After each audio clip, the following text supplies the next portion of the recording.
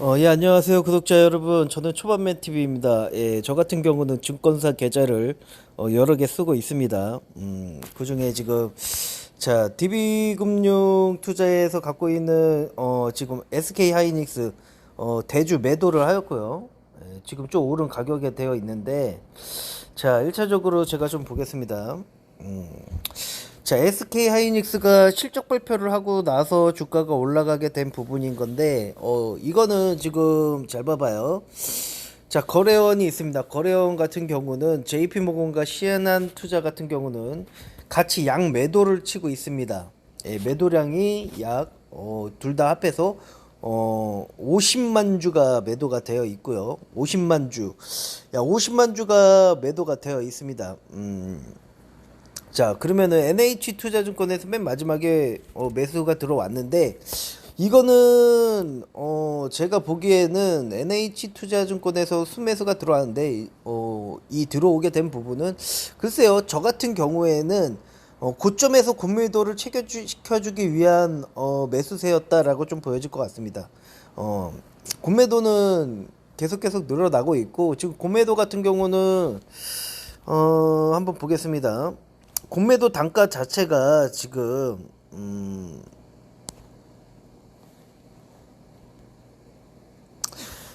SK 하이닉스에서 지금 신용 거래가 거의 없어요. 위에서 250만 주를 거의 대부분 상환을 해가지고 현금으로 갖고 있는 사람들도 되게 많을 것 같은데, 공매도가 점점 증가하고 있습니다.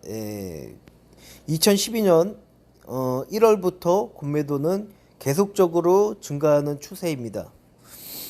공매도가 추세가 계속적으로 늘어나게 되는 부분은 거의 공매도 평균 단가가 보면은 9만 원대부터, 거의 대부분 보게 되면은 공매도가 많은 게 거의 뭐 9만 원대부터 8만 원대까지 공매도가 엄청 많이 있어요. 거의 평균값이 뭐 9만 원대라고 좀 보여질 것 같습니다.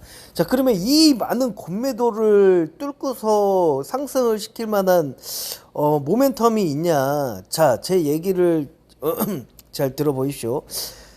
실적이 좋고 흑자가 나는 기업도 어느 정도 증권사가 목표가를 정하는데, 그 목표가를 정하기 위해서, 여기서 지금 이 컨센서스 SK 하이닉스 거의 대부분 10만 원이라는 거예요. 목표가가 증권사마다 지금 뭐 10만 원, 뭐 이건 옛날이고, 한국투자증권도 목표가가 11만 원이라는 건데, 목표가가 11만 원이라는 거는 그 목표가까지 가기 위해서 적어도 이 정도는 생각을 하고 있다.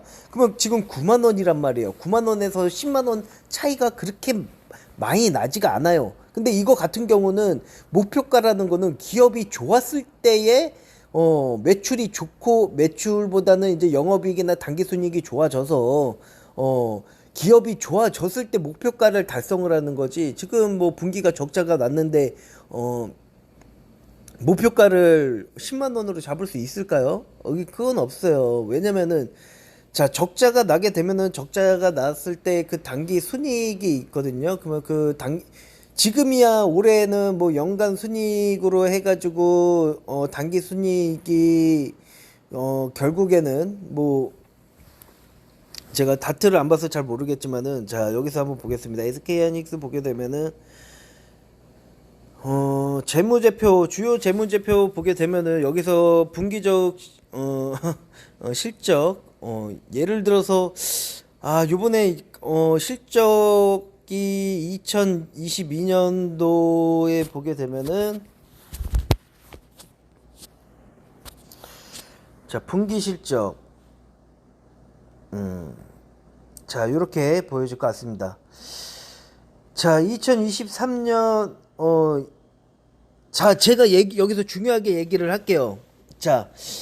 3월부터 당기순이익이 올라서, 그 다음에 6월 때 최고치를 찍었습니다. 6월 때 최고치를 찍었고, 9월에도 좀 줄어들게 됐어요. 여기서 얘기하고 싶은 거는, 왜 6월에 왜 많이 올랐을까? 시장지표나, 예를 들어서, SK 하이닉스 같은 경우는 SK 하이닉스 같은 경우는 수출 기업입니다. 반도체를 수출을 해서 뭐 이 제조업에서 이제 반도체를 팔아가지고 이익을 보는 구조인데, 자, 1월부터 해가지고 거의 대부분 달러가 상승을 했을 때 흑자를 많이 냈습니다. 예. 달러가 올랐을 때 거의 대부분 영업이익이 당기순이익이 잘 나왔는데, 자, 어,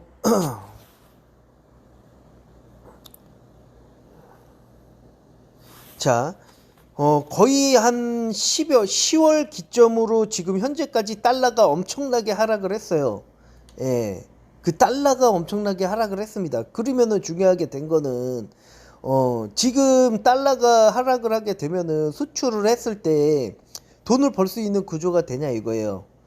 예? SK 하이닉스가 달러가 올랐을 때는 파는 족족 돈을 벌었을 수도 있겠지만은, 왜냐, 1,000원짜리를, 1,000원짜리의 예를 들어서 1,000원짜리의 반도체를 미국으로 팔았을 때는 회수할 수 있는 금액이 약 40%가 될 수가 있는 부분이었지만은, 지금은 오히려 반대로 역성장이라는 거죠. 어, 지금 달러가 요번에 1,500원, 1달러당 1,500원, 1,400원까지 1,400까지 올라갔다가 쭉 빠졌는데요. 지금 달러가 이 정도 가격으로 계속 지속이 되게 되면은 지금 SK 하이닉스는 실적이 계속적으로 나빠질 수밖에 없는 그런 구조입니다. 왜냐? 수출 기업이기 때문입니다. 예? 자, 제가 공매도를 하게 된 부분도 다 이유가 있는 거예요. 예? 자, 수출 기업인데 달러가 하락을 해. 그러면은 매도 포지션을 잡아야죠. 예? 거기다가 가뜩이나 중요한 부분은, 자, 흑자를 낸 게 아니에요. 흑자를. 예, 흑자가 낸 게 아닌데, 그거를 매수를 해서 주가를 올린다? 그거는 단기적일 뿐이라고 저는 생각을 합니다. 전체적인 시장 상황들이 좋지가 않아요. 지금 뭐 금리 같은 경우도 시장 지표, 응?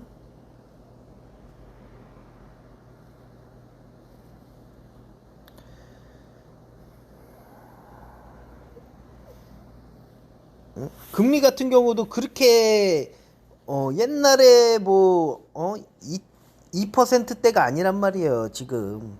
예? 지금 금리도 비싼 상태이기 때문에, 예? 어우 막 아르헨티나 중앙위에는 뭐 75%까지 올라가 있어.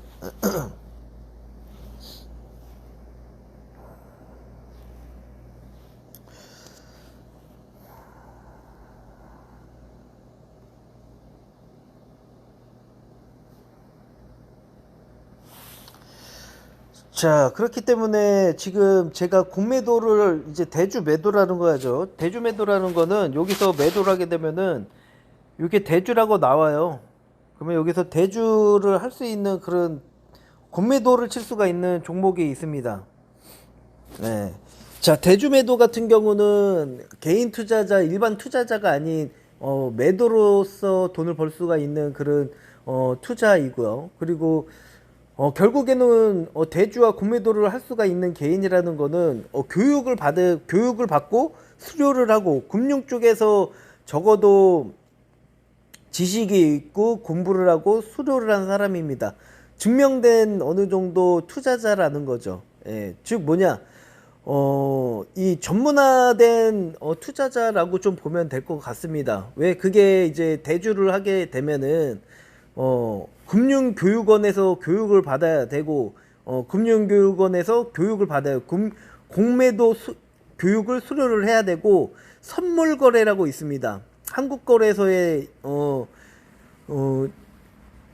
한국거래소에서 선물투자, 모의 선물투자 거래를 해가지고 또 그것도 교육을 받아서 수료를 해야 돼요. 즉, 이 매매나 이제 수료증을 증권사에서 두 개를 필요로 합니다.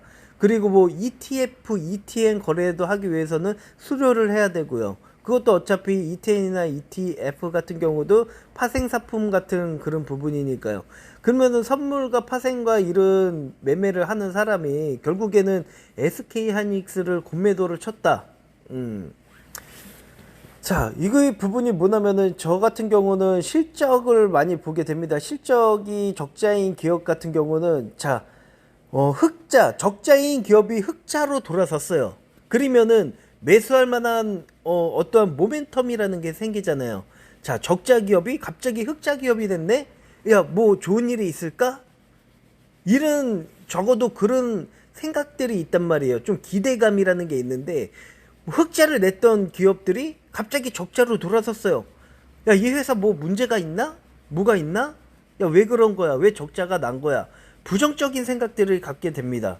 그럼 결국에는 개인 투자자들은 매수, 주식을 거의 매수밖에 안 하잖아요. 매수를 해서 차익을 나야 되는 부분인 건데, 거의 한 가지 포지션이 없습니다. 그리고 공매도 세력 같은 경우는 거의 대부분 전문적으로 여러 가지 은행들이랑 연결이 돼서 공매도를 치기 때문에, 이 공매도 세력들을 이길 수 있는 방법이 거의 없어요. 거의 대부분 공매도 세력들은 적자 기업을 주 타겟으로 하기 때문에, 뭐 금관원이나 이런 데에서 뭐 거의 뭐 주가가 빠졌는데 뭐 왜 빠지냐?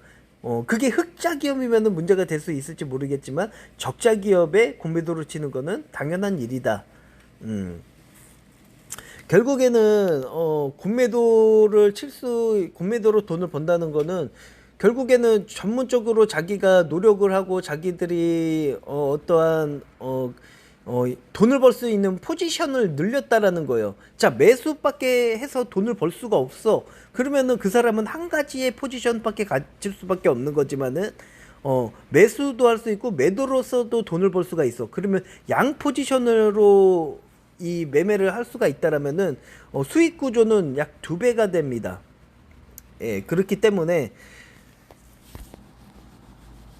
지금 저 같은 경우는 시장 자체를 그렇게 좋게 평가를 하지 않아요. 왜냐면은 자, 금리는 계속적으로 올라가 있는 상태이고 지금 자, 금리가 보통 오르게 되면은 이게 단기적으로 내릴 수가 없어요. 어느 정도 조정이라는 게 뭐 이 줄 수가 있지만은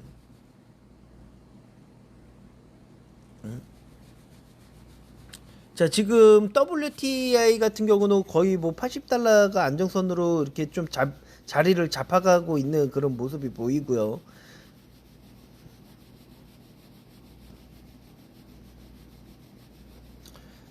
그래서 달러 같은 경우를 보게 되면은 SK 하이닉스의 적자 전망은 조금 달러가 오르기 전까지는 관망을 해야 됩니다.